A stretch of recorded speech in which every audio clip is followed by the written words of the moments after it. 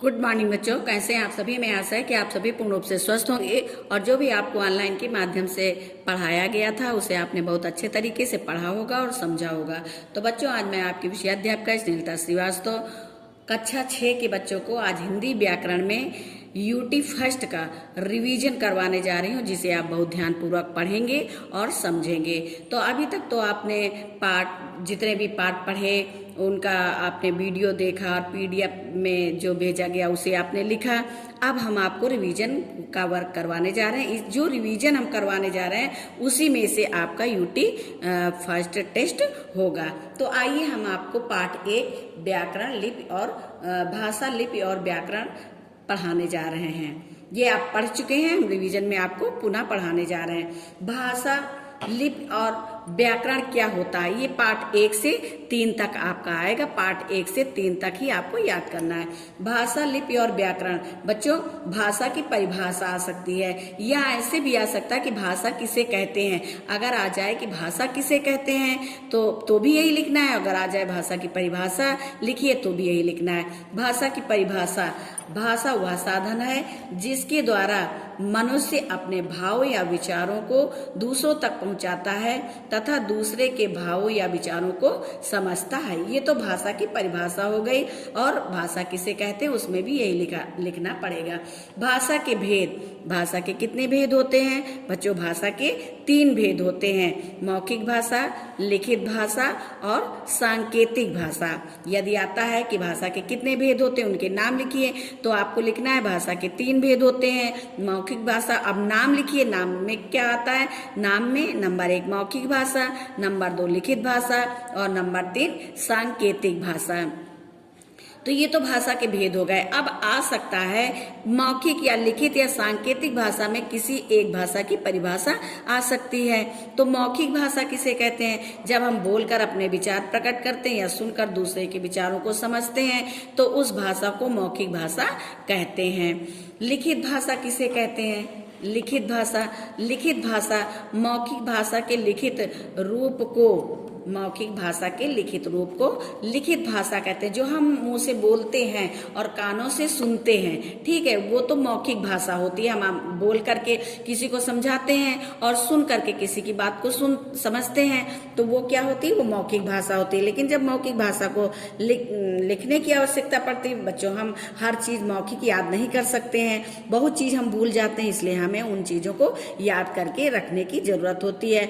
बहुत चीजों का संग्रह होता है, याद करके या लिख करके हम उसको रखते हैं, तो वो लिखित भाषा होती है। लिखित भाषा जो होती है वो स्थायी होती है क्योंकि वो बहुत दिन तक रखी जा सकती है। अब लिखित भाषा की परिभाषा क्या होती है? मौखिक भाषा के लिखित रूप को लिखित भाषा कहते हैं। ये भाषा का स्थायी रूप है। ये भाषा का कैसा रूप है? ये भाषा का स्थायी रूप है क्योंकि लिखी गई बातों को बहुत अधिक समय तक सुरक्षित रखा जा सकता है। ये तो लिखित भाषा हो गई।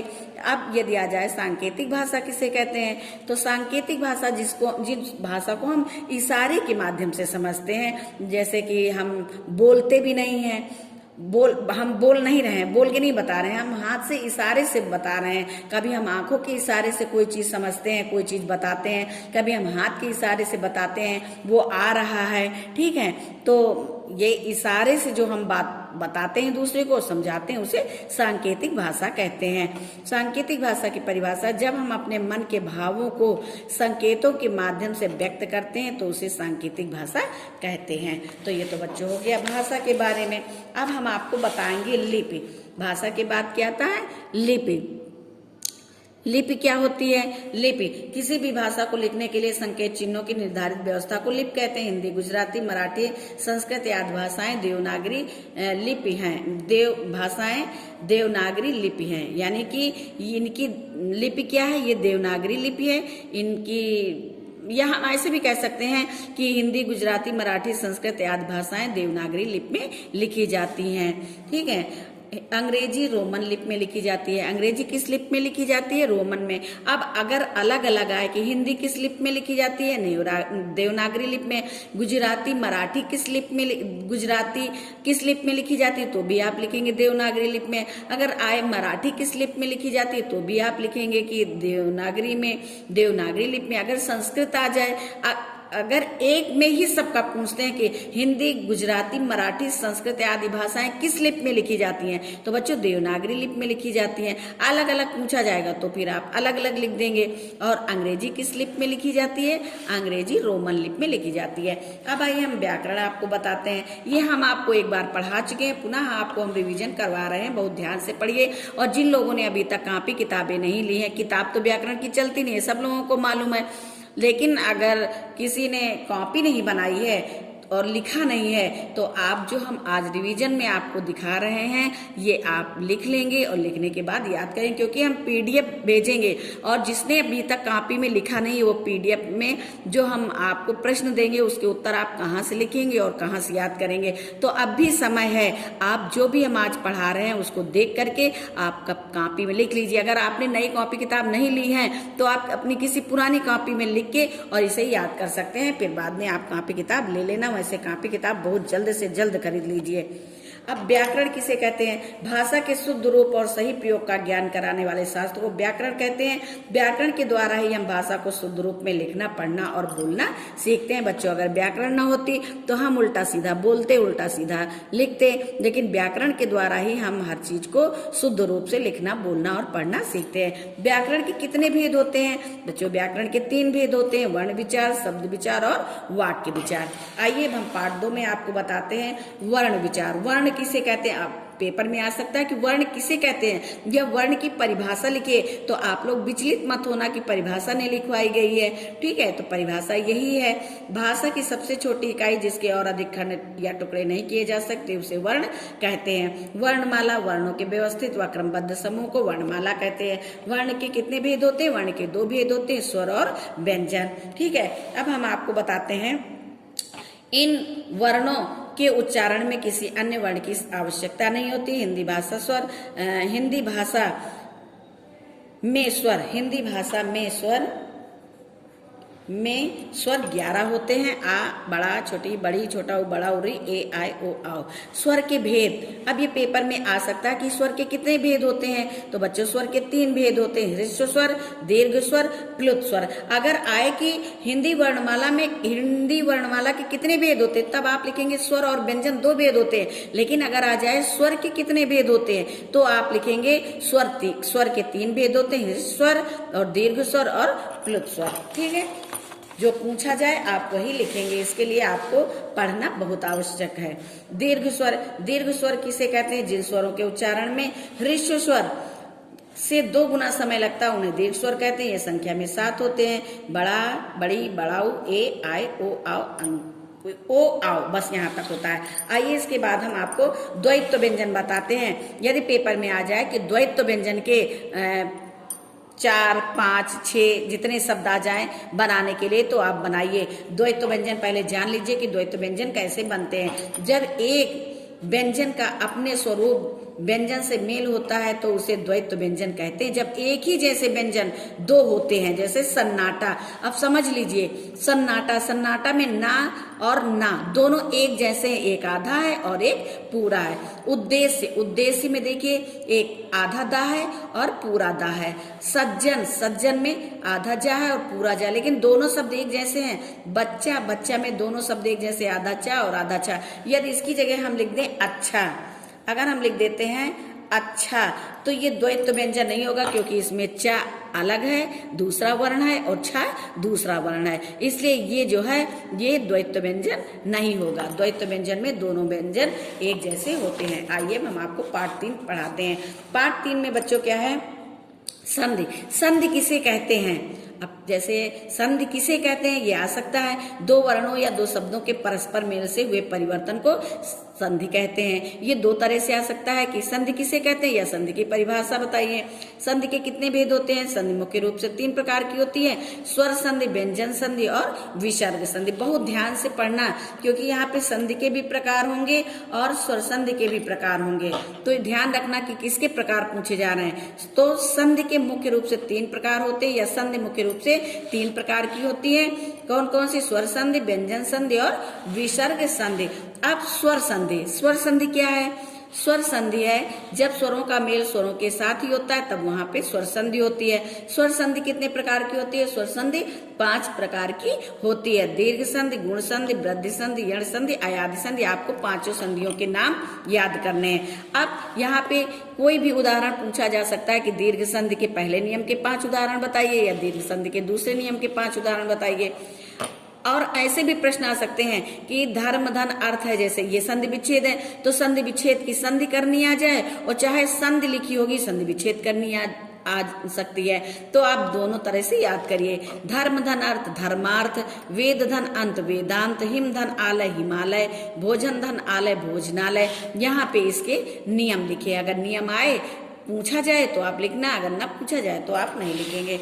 इसके बाद है विद्या धन अर्थी विद्यार्थी, सेवा धन अर्थ सेवार्थ, विद्या धन आलय विद्यालय, महाधन आत्मा महात्मा। फिर नियम नंबर 2 में है ई। अब आपने पढ़ा कि जैसे दीर्घ संधि में जब, पहले तो आप नियम याद कर लीजिए बहुत अच्छे तरीके से। जब आ या दीर्घ संधि का नियम है, जब छोटा या बड़ा के साथ छोटा या बड़ा का मेल होता है तो दोनों के स्थान पर बड़ा होता है। जैसे यहाँ पे धर्म है, धर्म यहाँ भी छोटा सुनाई पड़ रहा है, यहाँ छोटा लिखा, देखिए यहाँ छोटा छोटा बड़ा हो गया। तो दीर्घ संधि का पहला नियम है। अब दीर्घ संधि का दूसरा नियम है, जब छोटी या बड़ी के साथ बड़ी या छोटी बड़ी का मेल होता है तो इन दोनों के स्थान पे बड़ी हो जाता है। जैसे रवि धन इंद्र रविंद्र हो गया, कवि धन इंद्र कविंद्र हो गया। अब यहाँ पे नियम देखिए, रवि वा में छोटी ई की मात्रा है, तो छोटी ई और यहाँ पे छोटी ई दिखाई पड़ रही है, छोटी यहाँ पे क्या हो जाएगा? बड़ी ई। छोटी बड़ी। तो देखिए यहाँ पे छोटी, यहाँ छोटी है ई है, और यहाँ पे वा में बड़ी की मात्रा लग गई। इसी प्रकार ये नियम नंबर 2 है दीर्घ संधि के। नियम नंबर 3 भी उसी तरह है बच्चों। यहाँ पे छोटा ऊ के बाद जब छोटा ऊ या बड़ा ऊ आता है तो बड़ा ऊ हो जाता है। जैसे भानु धन उदय भानुदय, यहाँ पे छोटा ऊ और यहाँ पे छोटा ऊ मिलाकर बड़ा ऊ हो गया, नाम में बड़े ऊ की मात्रा लग गई। इसी प्रकार जैसे गुरु धन उपदेश गुरुपदेश क्या हो जाएगा? ये रा में जब बड़े ऊ की मात्रा लगती है तो रा में ये ऐसे मात्रा लग जाती है। अब यहाँ पे देखिए गुरु रा में छोटे ऊ की मात्रा है, रा में कौन सी मात्रा है? छोटे ऊ की मात्रा है, छोटा ऊ है। फिर यहाँ पे छोटा ऊ दिखाई पड़ रहा, छोटा ऊ बड़ा ऊ हो गया, तो यहाँ पे रा में बड़े ऊ की मात्रा लग गई। रा में कौन सी मात्रा लग गई? बड़े ऊ की। गुरुपदेश, सिंधु धन ऊर्म सिंदूर में, लघु धन ऊर्म लघुर्म, बधु धन उत्सव बधुत्सव। यहाँ पे देखिए बड़ा ऊ छोटा ऊ मिलके बड़ा ऊ हो गया, यहाँ धा में बड़े ऊ की मात्रा लगी थी और यहाँ पे क्या हो गया? बड़े ऊ की मात्रा लग गई। ठीक है, तो इस प्रकार गुण संधि अब हम आपको बताएंगे।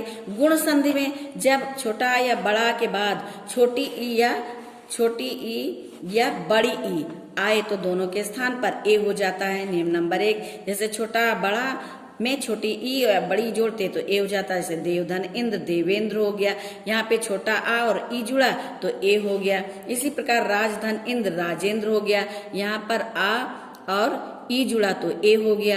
राम धन ईश्वर रामेश्वर, गण धन ईश गणेश, महाधन इंद्र महेंद्र, लंका धन ईश लंकेश। अब नियम नंबर 2 में है पर धन उपकार परोपकार। जब आ में ई जुड़ेगा तो ए की मात्रा होती है, और जब आ में ऊ की मात्रा जुड़ेगी तो ओ की मात्रा हो जाएगी। जैसे पर धन उपकार। अब रा में आ है और ऊ आ और ऊ जोड़ेंगे तो ओ हो जाएगा। देखिए यहाँ पे रा में ओ की मात्रा लग गई। परोपकार। जल धन ऊर्म जलोर्म, महाधन उत्सव महोत्सव। यहाँ देखो हा में आ की मात्रा और यहाँ ऊ, जब आ और ऊ जुड़ा तो ओ की मात्रा हो गई, यहाँ हा में ओ की मात्रा लग गई। महाधन ऊर्म। अब नियम नंबर 3 में है सप्त धन रे से। अब इसका नियम है कि जब आ या बड़ा के बाद री आए तो दोनों के स्थान पर अर हो जाता है। जैसे सप्त धन रिस तो सप्तर, आप अर की मात्रा सुन रहे हैं, सप्तर तरसी, यहाँ पे आओ छोटा आ और री जुड़ा तो अर हो गया। ब्रह्मधन ऋष ब्रह्मर्षि आ और री जुड़ा तो अर हो गया। राजा धन ऋष राजर्ष, यहाँ बड़ा और री जुड़ा तो अर हो गया। महाधन ऋष महर्षि, यहाँ बड़ा और री जुड़ा तो अर हो गया। तो ये तो आपने पढ़ा बच्चों संधि के बारे में। अब ये आपने पार्ट 3 तक पढ़ा। अब पार्ट 3 तक ही आपके यूटी में आएगा। अब इसका जब पीडीएफ आपको भेजा जाएगा तो पीडीएफ में आप किस कॉपी में लिखेंगे? होमवर्क की कॉपी में। और अगर आपने होमवर्क की कॉपी नहीं बनाई है तो जिसमें आपने हॉलीडे होमवर्क किया है, हॉलीडे होमवर्क वाली कॉपी में आप जो पीडीएफ में प्रश्न दिए जाएंगे उनके उत्तरों को लिखेंगे और लिखने के बाद याद करेंगे। तो बच्चों आज ये आपका रिवीजन वर्क यहीं पे समाप्त होता है। धन्यवाद।